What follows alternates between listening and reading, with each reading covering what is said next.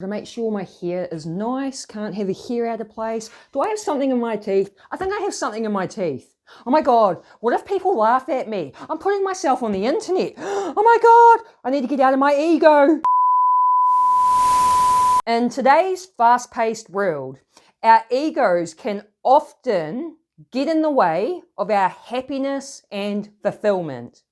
By healing our ego, we are able to cultivate a healthier relationship with ourselves and the world, leading to a more fulfilling and meaningful life. So in this video, we will delve into the concept of healing the ego and explore practical tips and strategies to embark on this transformative journey. We're going to talk about understanding the ego, signs of a wounded ego, signs of a healed ego, and I'm going to share some ego healing practices. Now, I've had to work on healing my own ego. I had a wounded ego and it stemmed from childhood.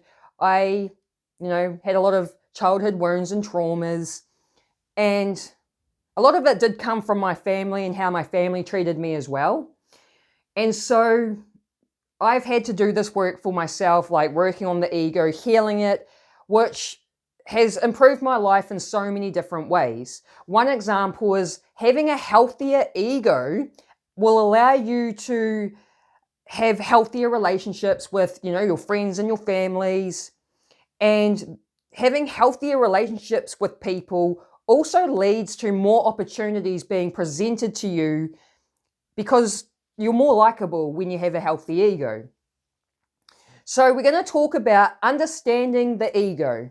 Understanding the ego has improved my life, and that's because when you understand what the ego is and how it operates, you don't allow it to control you because you have that awareness. And there are a lot of humans out there that don't have that awareness because we're not taught about the ego. And so as they go about their life, the ego's controlling them and creating problems. One example is self-sabotaging behavior.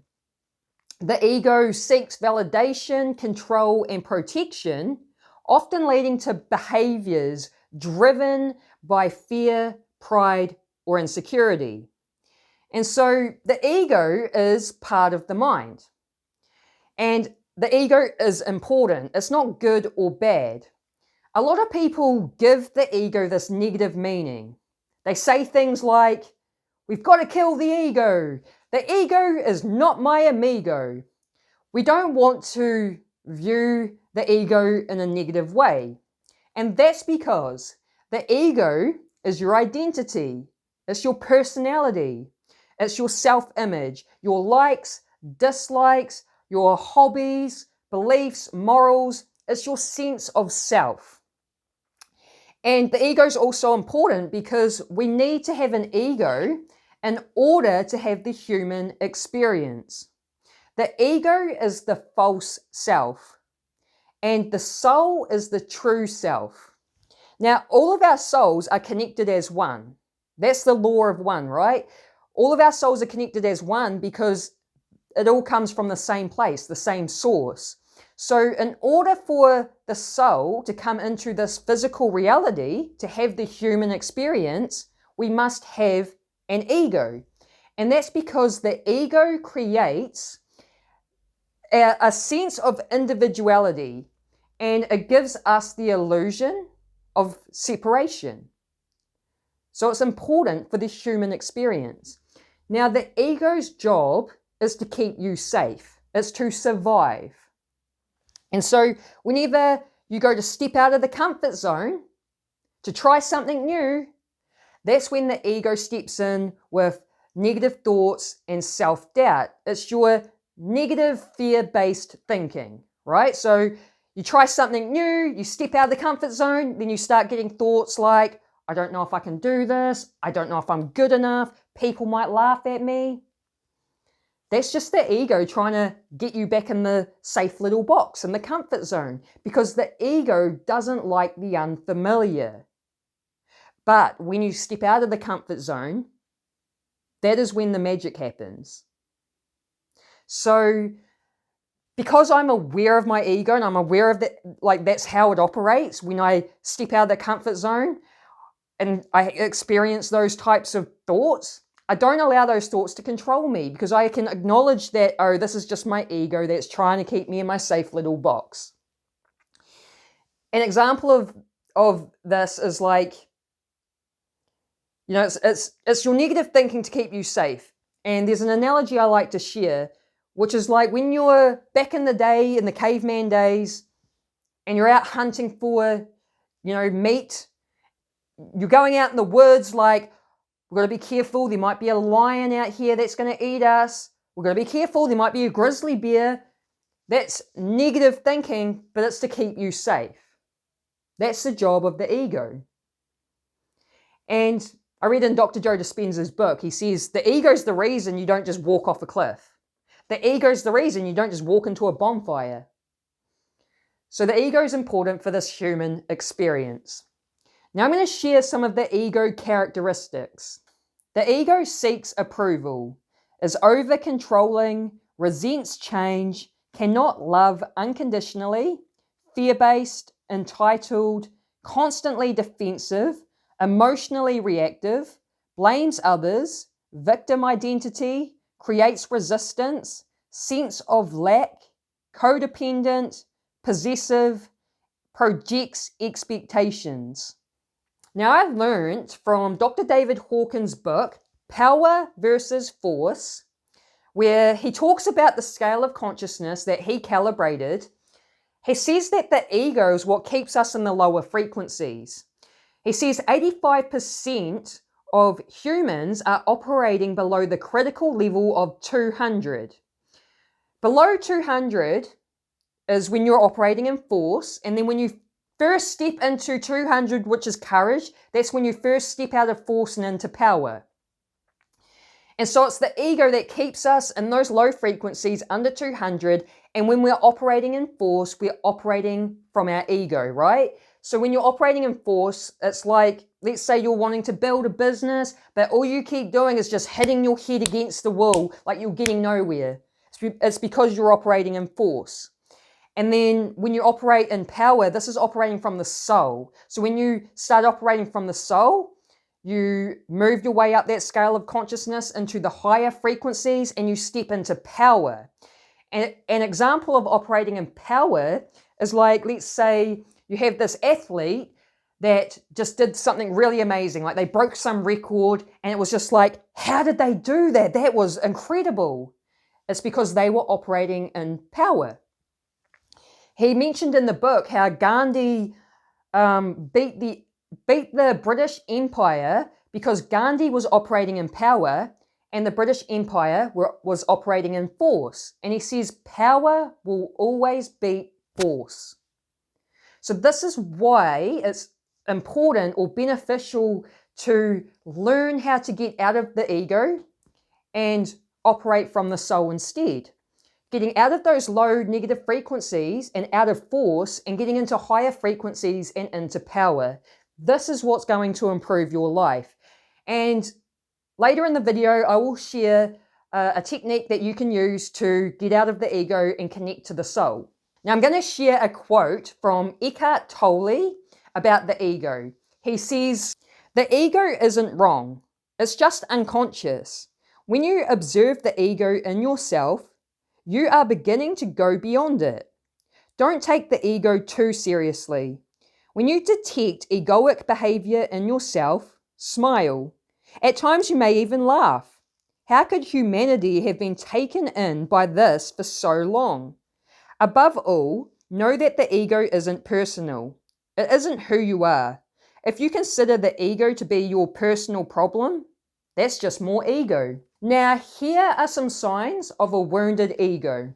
Defensiveness, low self-esteem, can't take criticism, easily offended, arrogance, jealous, judgmental, insecurity, close-minded, comparison, blaming others, people-pleasing, need for approval, perfectionism.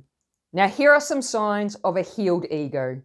Receptive, high self-esteem, open to criticism, okay with being misunderstood, walks away from unnecessary arguing and fighting, supportive, open-minded, accepting, secure in themselves, confident without arrogance, sets and maintains healthy boundaries, resilient, and authenticity. Now I'm going to share some ego healing practices. And the first two practices will help you to develop some awareness, because awareness is 90% of transformation. We've got to start becoming aware of our ego. And so the first practice is observe your thoughts. When you observe the ego, you separate yourself from it. Because remember, the ego is the false self. The soul's the true self. And we want to observe our beliefs and stories, because the ego is always making up stories. For example, some people have the story, I'm always sick. Some people tell the story, I'm not good enough. And what quantum physics shows us is that beliefs create reality. What you believe to be true is what you experience in your reality. So we want to start observing the stories that the ego makes up. We want to observe our thought patterns, become more familiar with them. And we also want to learn to stop identifying with our thoughts. You are not your thoughts. You are the conscious being that can take the step back and observe the thoughts. And I'd recommend, like, as you're observing your thoughts, if you notice recurring negative thoughts with self-limiting beliefs, write them down, because that's the first step to changing them. Now, the second practice is journaling. Writing down your thoughts, feelings, and reflections can uncover patterns and provide insights into ego-driven behaviors.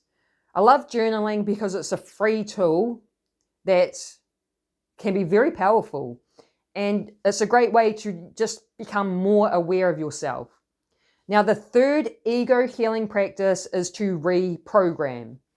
So those negative self-limiting beliefs and thought patterns are programs. And a lot of this programming was done to us in like childhood, right? And so when you have like negative thoughts of like, I'm not good enough, I'm not worthy, that is not you. Someone else has like planted this program into your mind. And so in order to get rid of those thoughts, the first key was awareness, becoming aware of what the thought patterns are. And then you want to reprogram with positive thoughts, positive beliefs. And this does take some time and commitment to reprogram. But once you do reprogram, you will naturally have more positive thought patterns. Now, the fourth practice is inner child healing. Inner child healing is a process aimed at addressing and healing unresolved emotional wounds and traumas from childhood.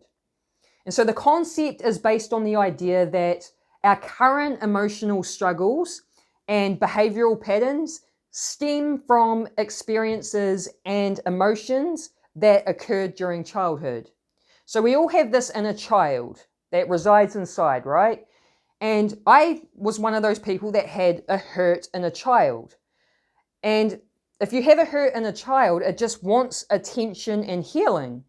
And so I've had to do my own inner child healing, and it is powerful.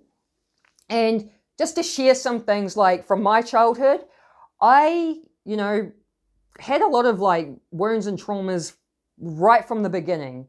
My parents split up before I was born. My dad gave my mum the bash, and that's what caused them to split. I was born into a broken home. I, was physically abandoned by my dad. He went and moved to another country from a very young age until I was about 12. I was emotionally abandoned by my mum. I was the ignored middle child in the family, the black sheep, the one that was in the sibling's shadow. Like, I had so many things I had to go through to resolve from my childhood in order to heal this inner child, which has helped me to have this healthier ego. So I highly recommend doing that sort of work if you feel like you've got a lot of unresolved childhood stuff. The fifth practice I recommend is shadow work. So what shadow work is it's working with the shadow, and the shadow is separate from the ego. They're both psychology terms, but they are different from each other. But I have found that doing shadow work, which is, becoming aware of the shadow, but you're also revisiting childhood and you're finding your wounds so that you can heal them. I have found by doing the shadow work, it has helped me have a healthier ego and healed my ego as well. So that's why I recommend doing shadow work, even though it's more about becoming aware of the shadow and, you integrate your shadow, which is going to improve your life as well. It still will help you with your ego. And the last one, number 6, is meditation. Now, I said earlier in the video that we want to learn to get out of our egos and out of those low frequencies and out of force and operating from the soul and in power instead, right? So I recommend meditation for this. It's a really powerful tool. And so what happens when you meditate, right, is when you close your eyes, you're disconnecting from the external environment, so there's less sensory information going in, and that causes the neocortex to start dropping your brainwaves. The key is to drop into theta brainwave. So there's beta, which is when you're awake, alert, aware. Then you've got alpha, which is the more relaxed state. You're sort of like an alpha when you're watching TV. And then we go into theta, which is when we're in a light sleep, the dreamlike state. And then you have delta, which is when you're in a deep restorative sleep. So as you meditate, the goal is to get into theta brainwave, and as that happens, you drop out of the ego and into your heart. When you drop out of your ego, when you're in theta, the ego goes quiet. It shuts up because the ego is very chatty all the time, like it's always that internal chatter. So your ego just goes quiet and you're connected to the heart. You just become pure consciousness, which is the soul. And then from there, it makes it a lot easier to tap into those elevated emotions. And I'll sit in meditation just feeling like the positive emotions in the body, joy, love, peace, gratitude. And as I come out of the meditation, I will spend the rest of the day still operating in these elevated frequencies, still connected to my heart, and it keeps the ego quiet. What do you call it? The inner critic. The inner critic. That's the ego as well, right? It helps to silence your inner critic, so it's not telling you like all those negative things.